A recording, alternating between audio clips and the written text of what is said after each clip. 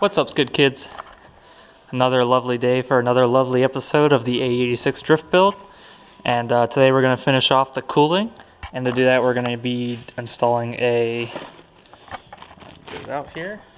temperature gauge, just so we can keep in touch with the temperature that the motor's running at and not overheat it, not ruin it.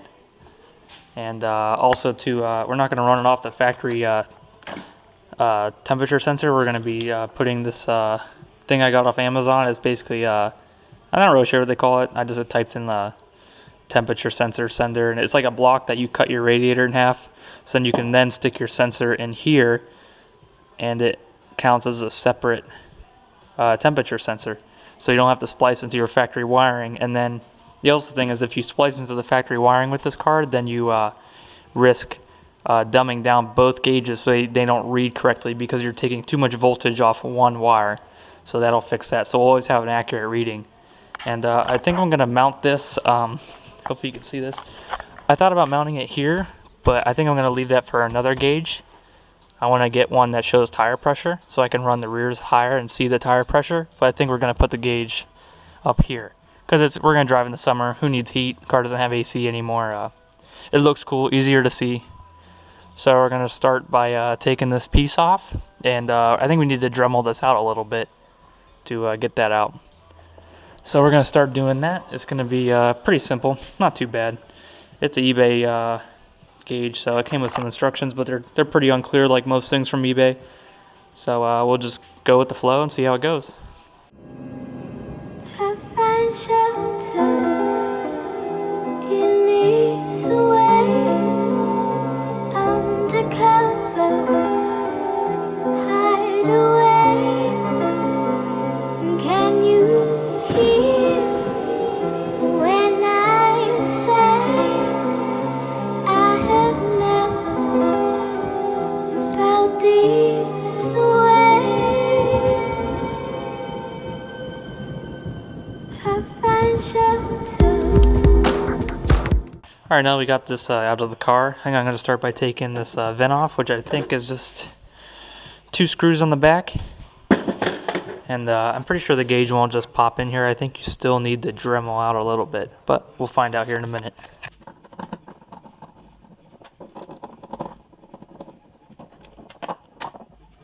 Alright, so this doesn't fit in here, so we're gonna have to sand it a little bit. It's pretty close.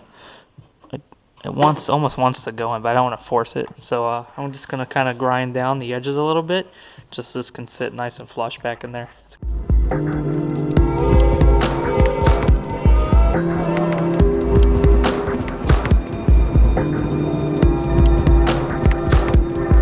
find shelter in ease away. Undercover, hide away. Can you hear when I say I have never felt this way?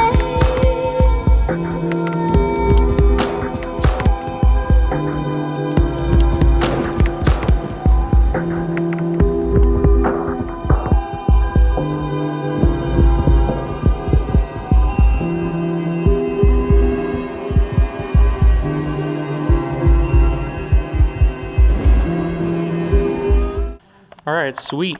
So this finally is fitting here. I got to do a little bit more cleaning up, but otherwise it went in pretty good. I did scratch it up right there a little bit, but it's not too bad. But I think that looks pretty good. It looks pretty OEM, I thought. That's why I got black. That'll look real nice when it's all up in the car. Or you guys can see it in the light. So I'm going to throw this in the car.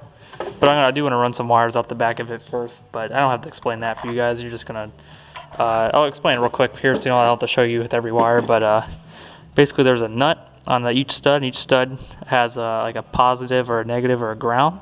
And I'm just going to run a simple eyelid with a wire crimped on the back of it, and just run that to a 12 volt accessory so it turns on with the car. So it's not on all the time. And then the one wires is simply going to go to the sensor, which is which is right here. So here's your sensor, and then that sensor is going to go into this. So like that, and then this itself, hoping you guys can see this, but you're just gonna cut the radiator hose, and then this is gonna go squeezed in between two pieces of radiator hose, and then you'll be able to run a wire off the back of this with this nut, and then that'll go to the back of the sensor in the gauge. So pretty simple setup, pretty reliable setup, pretty accurate. So I'm gonna be pretty happy with that. So I'm gonna do some wiring, guys, and then I'll get back to you. Okay, you guys, so I finished all the wiring on the gauge. I've already put it back together just because it was pretty simple, nothing really too complex. But here it is. You can see it in the light. It looks pretty good. It looks pretty factory to me. So it is basically just a power ground and the sensor itself, which I haven't wired out anything on the radiator yet for the sensor. So that'll be next, but I got it all wired in and got the lights on. So here's what the gauge looks like when it's on.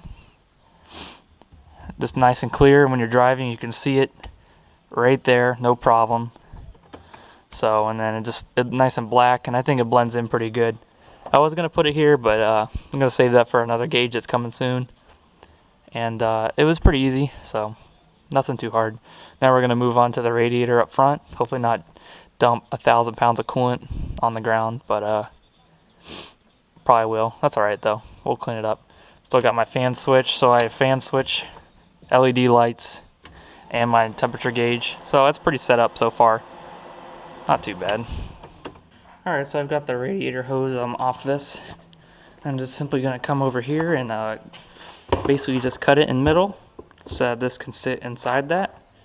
So I'm going to do that real quick. You can put it anywhere, of course, anywhere before the thermostat. So if you put it after the thermostat, it will never read where it's supposed to. It'll never tell you when it's hot. It'll always tell you after the thermostat opens. So just run it before the thermostat on any car and then it'll be good. Alright, so I've cut it in half and just basically put this adapter in the middle. So now that'll run. I'll show you real quick. So that'll be here. This one will be here, and then this will be in the middle with a temperature sensor, which will go to our gauge. So a pretty simple setup. They give you hose clamps and everything with it. So I think this was like 15 bucks on Amazon. Of course, the link to all these parts, gauge, this will all be in the description, like always, helping out other AE86 owners that need cheap parts or need ways around stuff. So I'm gonna clamp this down all the way and put that on, and we'll test it out. Alright guys, so I got this finally in here. Talk about pain in the ass. But I just basically trimmed down this radiator hose just a little by little until I got it to squeeze over this. And then it's mostly my fault it was a pain in the ass because these radiator, the piece that the hose slips over is actually larger than factory. So you actually can't get these over top the raised part of it. It's kind of hard. I don't know what that's called. You know what I'm talking about though. But so it's on there though. It's not going anywhere. So now I'm going to throw in my sensor. I make sure these are still able to get to, so I can adjust this. I don't think it matters how this is. You can have it upside down or sideways. I'm going to try and do like a 45 degrees so it can go underneath the intake, and so my wiring here can kind of get hidden away. I'm going to put a little ultra black RTV on there, keep it from leaking hopefully. Just a little bit. Just a little bit on the threads. Just enough to kind of seal her up.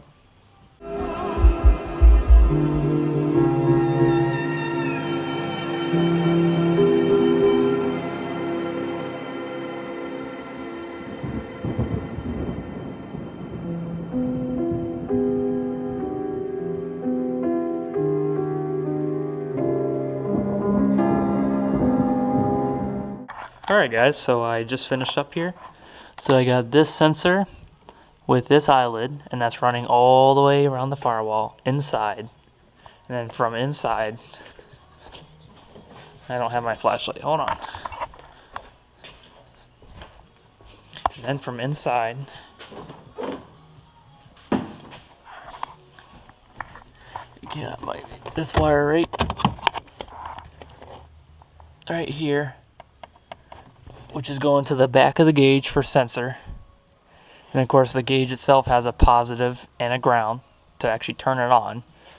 Same with the light, it had its own positive and ground. And then up front here, because I'm now running this adapter, this is between two pieces of rubber, so now you have to ground that, which they give you this Allen key for back there. And I grounded that to the engine block, or the engine head, I guess. Actually, that might be aluminum. I might have to look into that and see if that works or not. But I might have to end up switching that around, because that is an aluminum head. I'm not sure if you can ground on that. But that was originally an engine hook to pull out the engine, which I took off. So I'm going to start this up tomorrow morning, because it's about 1:30 in the morning, and my dad's asleep, so I don't want to wake up the whole neighborhood either. So we'll continue this tomorrow morning. So for that, you guys will be about 2 seconds. For me, it'll be about 8 hours. What's up, guys? So it's the next day, and I was going to try this out, and then I realized I made a huge mistake last night. And that is, I tried to ground it here, but that actually is aluminum. It's an aluminum head on this motor, which you can't ground anything to aluminum. It doesn't actually ground itself to the chassis. So anywhere else on the block would have been fine, but I decided to move it over here to where, I can't remember what was over here, some EGR stuff, but I've just moved it over there, so now it should be ready to start up and work. Hopefully that sensor's good and everything goes out good, so let's try her out. Alright, no seat here, so I gotta somehow push in the clutch. Start this, sorry for a second. Oops. Don't ignore that. Starter sticks sometimes, there we go. And we're gonna find out if that works. Let's go check for some leaks.